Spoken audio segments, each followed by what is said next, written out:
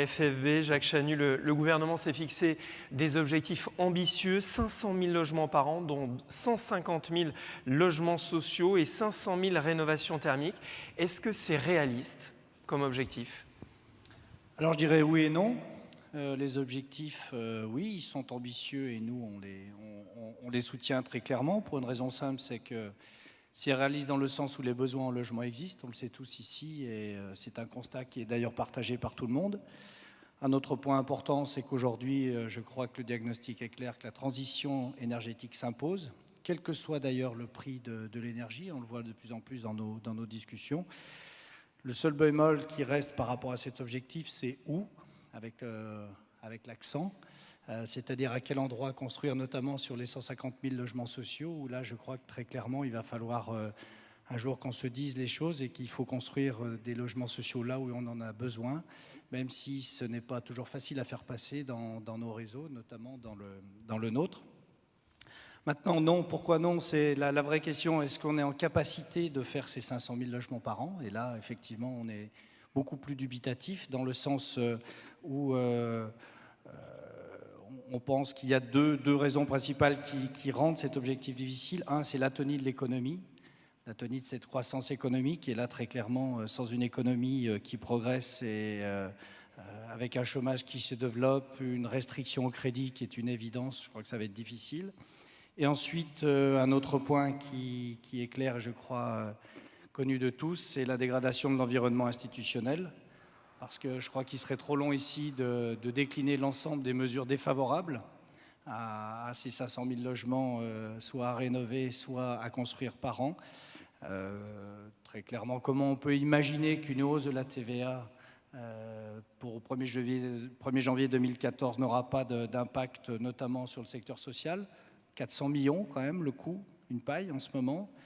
Comment imaginer que ça n'aura pas d'impact sur les travaux d'énergie, c'est-à-dire que les propriétaires ne fassent, quoi qu'il en soit, des travaux, que la TVA soit à 5 ou à 20% ou à 10%. Donc très clairement, je crois que là-dessus, on a tous conscience que la fiscalité, l'environnement institutionnel est un facteur déterminant pour que ces objectifs soient atteints. Il faut être honnête, juste un dernier mot, ces attaques, entre guillemets, institutionnelles contre la fiscalité, ce n'est pas quelque chose de récent. On le voit depuis un certain nombre de mois, voire d'années.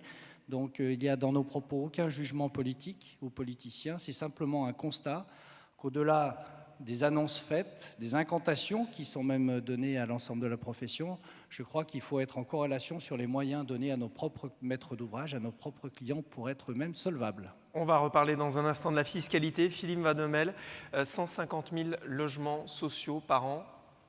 Écoutez, c'est une ambition très forte. Les 500 000 logements en général, les 150 000 logements sociaux, c'est une ambition très forte. Je crois que c'est nécessaire. Enfin, la question ne se pose plus vraiment. Il y a depuis des dizaines d'années une réduction du nombre de personnes par foyer. On était plus de 3 il y a quelques années. On est à 2,4, toujours en baisse. C'est la société qui veut ça. Et ça implique obligatoirement la production de nouveaux logements. Alors je crois que c'est un enjeu fort. Sur le logement social, c'est bien sûr une mobilisation très forte des acteurs du logement social, les HLM en général, et ils se mobilisent tous, que ce soit les sociétés, les offices ou les coopératives, pour produire du logement. Il faut aussi de la confiance et puis des avantages pour les particuliers, parce qu'on ne se lance pas dans des projets pareils sans un minimum de visibilité dans le temps. Et puis je me dis toujours qu'il y a sans doute besoin du retour des zinzins, là, les investisseurs institutionnels dans le logement. Ça ne serait pas inutile. Enfin, c'est toute une série de choses. La politique du logement, c'est quelque chose de moyen et long terme. Quand on lance quelque chose, on ne voit les effets que bien plus tard. Sur le logement social, c'est sûr que de monter de 100 000 à 150 000, c'est un vrai défi. Les gens se mobilisent. Je pense qu'on peut y arriver. Ça, c'est le monde du logement social a montré qu'il était capable de faire, alors peut-être pas l'année prochaine, mais enfin de monter en puissance. Mais la politique du logement, c'est une politique vraiment de moyen et long terme, avec de la lisibilité, avec de la stabilité dans les produits, avec une fiscalité favorable à la production de logements, et puis avec la mobilisation des acteurs locaux, je pense notamment aux communes et aux EPCI, avec toute cette notion liée à l'urbanisme, au permis de construire, où il faut sans doute qu'on arrive à renforcer l'action sur ces... Alors, ce qui concerne les 500 000 logements à réhabiliter, c'est un vrai défi de notre société, parce qu'il y a beaucoup de gens qui sont en difficulté. Réduire les charges de chauffage et d'énergie pour nombre de nos concitoyens, c'est un enjeu important. Là aussi, mobiliser les propriétaires pour qu'ils s'investissent là-dedans, eh ben, c'est pas que de l'incantation, il faut trouver des moyens de les mobiliser. C'est assez